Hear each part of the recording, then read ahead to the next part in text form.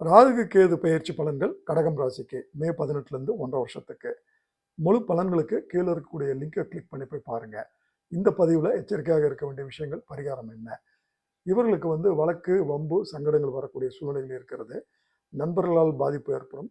இவர்களோட மூத்த சகோதரி இவர்கள் வகையில் பிரச்சனைகள் வரக்கூடிய வாய்ப்பு. அப்பாவிடம் இருந்து பிரச்சனைகள், தொல்லைகள் வரக்கூடிய சூழ்நிலைகள், குடும்ப சொத்துல பிரச்சனைகள், மன அழுத்தத்தில் பாதிக்கப்படுறது, அவமானம், வாக்கு தவறல் இதெல்லாம் இருக்கும். பேச்சில் ரொம்ப கவனமாக இருக்கணும். சவால்கள், போராட்டம் நிறைந்த காலம் இது. வயிறு பிரச்சனைகள், குறிப்பாக பெண்களுக்கு கர்ப்பப்பையில பிரச்சனைகள் வரக்கூடிய வாய்ப்புகள் இருக்கிறது. வண்டிகள் விபத்து வரக்கூடிய வாய்ப்புகள் இருக்கிறதுனால பிரயாணத்தை தவிர்க்கிறது நல்லது.